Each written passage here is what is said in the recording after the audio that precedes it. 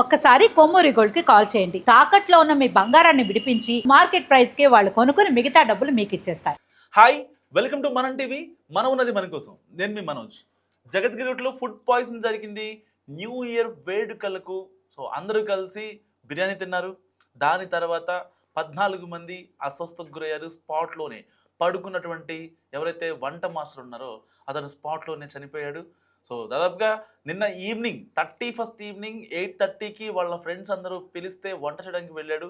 వంట చేసిన తర్వాత అది తిన్న ఎవరైతే ఆ వంట మాస్టర్ అనంతలోకాలకు వెళ్ళిపోయాడు. దాని వెనకాల ఏం జరిగింది, ఇంతమంది ఫుడ్ పాయిజన్ ఏంటి అనేది దాని గురించి చాలా మందిలో చాలా డౌట్స్ వస్తున్నాయి. బేసిక్గా అయితే సరిగ్గా 4-5 నెలల క్రితం హైదరాబాద్కి 2 టన్నుల కుక్క మాంసం వచ్చిన ఘటన మరువక ముందే మళ్ళీ ఇలాంటి ఘటనలు మనం చూస్తూనే ఉన్నాం.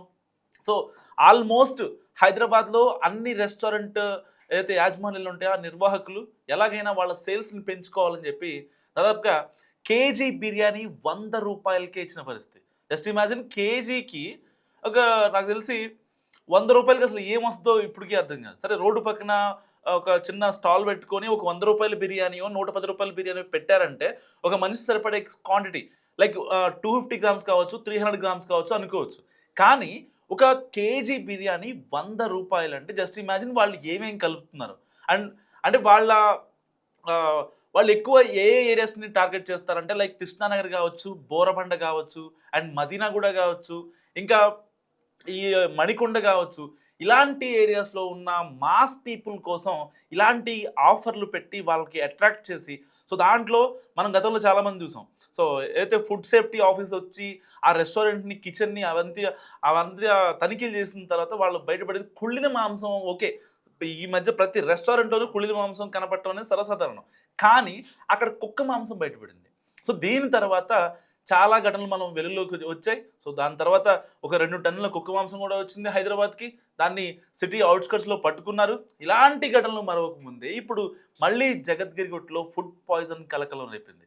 జనరల్గా ఫుడ్ పాయిజన్ అంటే ఏదో స్కూల్లోనో చిన్నపిల్లలు అస్వస్థకు గురయ్యారని చెప్పి మనం వార్తలు వింటూ ఉంటాం బేసిక్గా. కానీ హైదరాబాద్ లాంటి మహానగరంలో దాదాపుగా 1.5 కోటి ప్రజలున్న హైదరాబాద్లో దాదాపుగా 60-70% స్విగ్గీ, జొమాటోలు కావచ్చు, లేకపోతే బయట రెస్టారెంట్లు కావచ్చు, కొన్ని కెఫేలు కావచ్చు, డ్రైవిన్స్ కావచ్చు, అక్కడ నుంచే ఫుడ్ డెలివరీ అవుతూ ఉంటుంది. ఇలాంటి నేపథ్యంలో వాళ్ళు హైజీన్ మెయింటైన్ చేయకపోయినా, ఒక నీట్నెస్ వాతావరణం అక్కడ లేకుండా, లేకపోతే చిన్న చిన్న నలకలు కావచ్చు, లేకపోతే రీసెంట్గా జరిగిన చాలా లైక్ మెరిడిన్ ఒక రెస్టారెంట్ ఉంది పంజాగుట్లో. ఆ ఎంత పెద్ద రెస్టారెంట్ ఉంటుంది, దాదాపుగా 14 ఏళ్ళు.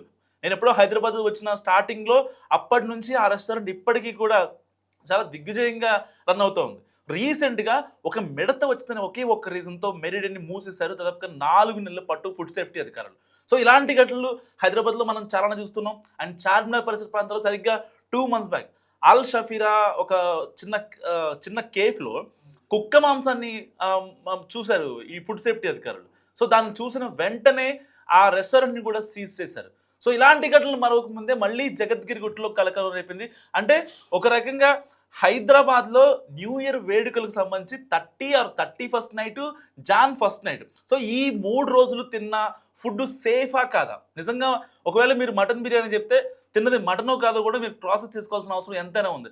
తినదాని గురించి మనం ఆల్రెడీ తినేసాం కాబట్టి మీకేమన్నా స్టమక్లో కొంచెం పెయిన్ కావచ్చు, డైజెషన్ ఇష్యూస్ కావచ్చు, మోషన్స్ సంథింగ్ ఇలాంటి ఏ కాన్సిక్వెన్స్ ఉన్నా సరే వెంటనే మీరు డాక్టర్ని కన్సల్ట్ అవ్వండి. ఎందుకంటే ఒక ఫుడ్ వండిన వ్యక్తి జగద్గిరిగుట్టలో నిద్రలోనే చనిపోయాడు. జస్ట్ ఇమాజిన్ దాని ఎఫెక్ట్ ఎలా ఉంటుందో, ఎప్పుడు ప్రమాదం, ఎప్పుడు మరణం అనేది ఎవరూ చెప్పలేరు కాబట్టి ఏదేమైనప్పటికీ ఈ 3 రోజులు ఫుడ్ కొంచెం బయట అవాయిడ్ చేయడం బెటర్. ఎందుకంటే దాని ఇంపాక్ట్ ఆల్రెడీ ఆల్మోస్ట్ రెస్టారెంట్లు మొత్తానికి చికెన్ కావచ్చు, మటన్ కావచ్చు, ఏదైతే నాన్ వెజ్ ఆ పార్సల్స్ వచ్చేసి ఉంటాయి కాబట్టి జస్ట్ అట్లీస్ట్ ఒక 2 or 3 days పాసిబుల్ అయితే ఒక 1 week బయట ఫుడ్ తినడం అనేది కంట్రోల్ చేస్తే ఇవన్నీ తగ్గే అవకాశం ఉంది. ఏదైనప్పటికీ మీకు కనుక ఈ స్టమక్లో ఏమైనా ఇష్యూస్ ఉంటే కనుక వెంటనే డాక్టర్కి కన్సల్ట్ అవ్వండి. దీనిపై మరింత సమాచారం మా ప్రతినిధి చార్మి జగద్గిరి నుంచి అందిస్తారు. Right, over to you Charmi. So నేనైతే ప్రజెంట్ మేడ్చల్ దగ్గర జగద్గిరి గుట్ట దగ్గర ఉన్నాను. మనందరికీ తెలుసు నిన్న ఏదైతే 31st నైట్ రోజు ఈ జగద్గిరి గుట్ట దగ్గర కొంతమంది ప్రైవేట్గా వాళ్ళంతటా వాళ్ళు పార్టీ చేసుకోవాలి అనుకుని చికెన్ కూరని వండుకొని ఒక వ్యక్తి పాండు అనే వ్యక్తి మృతి చెందడం జరిగింది. అదే కాకుండా ఆయనతో పాటు ఎవరెవరైతే ఉన్నారో వారిలో ఇంకో 10 మంది ప్రాణాపాయ స్థితిలో అయితే ఉన్నారు. అయితే ఇంకొక వ్యక్తి ఐసీయూలో కూడా ఉన్నట్టుగా డాక్టర్స్ అయితే నిర్ధారించిందని. ప్రస్తుతం నేను ఈ జగద్గిరి గుట్ట దగ్గరే ఉన్నాను. అయితే ఇక్కడ లోపలికి ఎంట్రన్స్ కానీ ఇవన్నీ కూడా మాకు ఎలౌ లేదు కాబట్టి నేను లోపలికి వెళ్ళిన పరిస్థితి. అయితే డాక్టర్స్ చెప్పిన దాని ప్రకారంగా కంప్లీట్గా వాళ్ళ వైఫ్ చెప్పిన దాని ప్రకారంగా చూసుకుంటే అయితే వాళ్ళు ఒక ప్రైవేట్ పార్టీని అరేంజ్ చేశారు.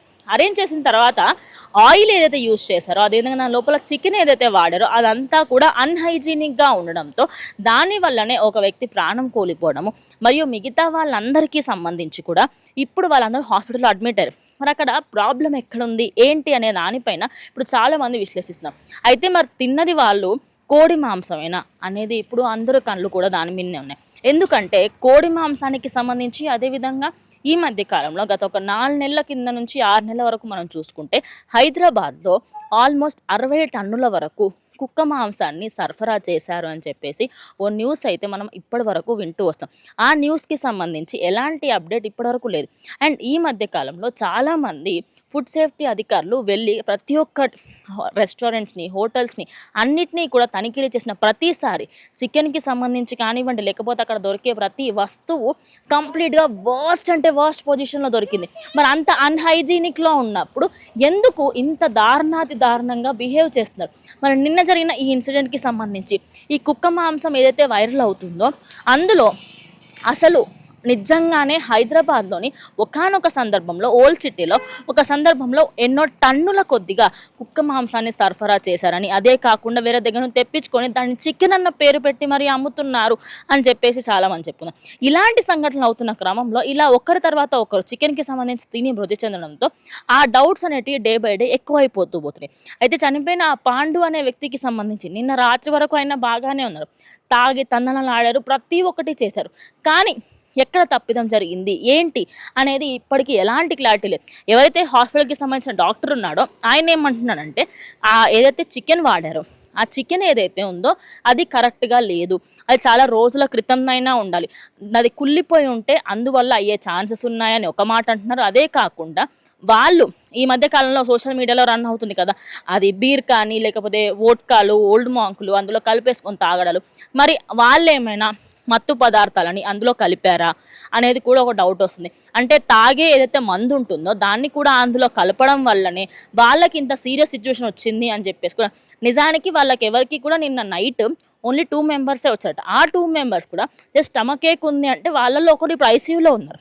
కానీ మిగతా 9 మంది అదేవిధంగా ఇంకో 15 మంది అని చెప్పాను కదా, వాళ్ళందరూ కూడా ఎలా వచ్చారు అంటే morning around 8 o'clock to 9 o'clock ఆ టైంకి వచ్చి వాళ్ళ సిచ్యువేషన్ చాలా క్రిటికల్గా ఉండడంతో అప్పుడు డాక్టర్ ఏంటంటే ఎక్కడో తేడా ఉంది, ఇది ఫుడ్ పాయిజన్ అయితే ఖచ్చితంగా కాదు, వీళ్ళు తిన్న చికెనే కాకుండా వీళ్ళు ఏదో తప్పుడుగా తిన్నారు, అందులో ఏదో కలుపుకొని తిన్నారు అన్నట్టుగా కూడా డాక్టరే చెప్తున్నారు. అంటే అది ఏది అనేది క్లారిటీ లేదు. బికాజ్ ఈ మధ్య కాలంలో కల్తీ అనేది ఎక్కువైపోతుంది. మరి తెలంగాణ గవర్నమెంట్ దీనిపైన యాక్షన్ తీసుకుంటుందా అంటే రోజు మనం న్యూస్లలో వింటూ ఉంటాం, ఫలానా రెస్టారెంట్లో నాసిరకం సరుకు దొరుకుతుంది, అదేవిధంగా పాత చికెన్ దొరుకుతుంది అని వింటూ ఉంటాం. అదే కాకుండా మనకి ఈ మధ్య కాలంలో Banjara hills, Jubilee hills, Medchal ఈ ఏరియాస్లలో ఏదైతే సోకాల్డ్ పాష్ రెస్టారెంట్స్ ఉన్నాయో వాటన్నిటి మీద తనిఖీలు నిర్వహిస్తే ఒక్కటంటే ఒక్కటి కూడా ఫుడ్ సేఫ్టీ అధికారులకు సరిగ్గా కనిపించలేదు.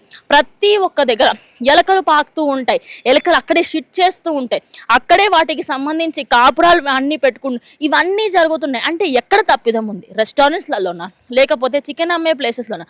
అంతెందుకు మనం ఎక్కడ చికెన్ కొనుక్కుంటామో ఆ ప్లేస్లో కూడా చాలా మట్టుకి ఆ ఏరియా చూస్తే ఎంత అన్హైజీనిక్గా ఉంటుంది. ఇవన్నీ ఎందుకు పట్టించుకోవట్లేదు అని చెప్పేసి కూడా చాలామంది మాట్లాడుతున్నారు. మరి ఇప్పుడు జగద్గిరి గుట్టలో జరిగిన ఈ ఇన్సిడెంట్ వల్ల చాలామందికి అవేర్నెస్ రావడము, దాని నుంచి ఇప్పుడు చాలామంది నేర్చుకోవాల్సింది ఏంటంటే రేపటి రోజు మీకు చికెన్ వల్ల కానీ ఏమైనా ప్రాబ్లమ్స్ వస్తున్నాయి అంటే అది చికెన్ కాదా, మరి దాంట్లో ఇంకేమన్నా మత్తు పదార్థాలు కలుపుతున్నారా అనేది కూడా తెలుసుకుంటే చాలా చాలా బెటర్ అని చెప్పేసి కూడా డాక్టర్లు అదేవిధంగా ఎంతోమంది కూడా చెప్పుకొస్తున్నారు. మరి ఇప్పుడు జగద్గిరి గుట్టలో జరిగిన ఈ ఇన్సిడెంట్ అనేది ఇప్పుడు సోషల్ మీడియాలో అదేవిధంగా న్యూస్ అంతా కూడా చక్కర్లు కొడుతుంది.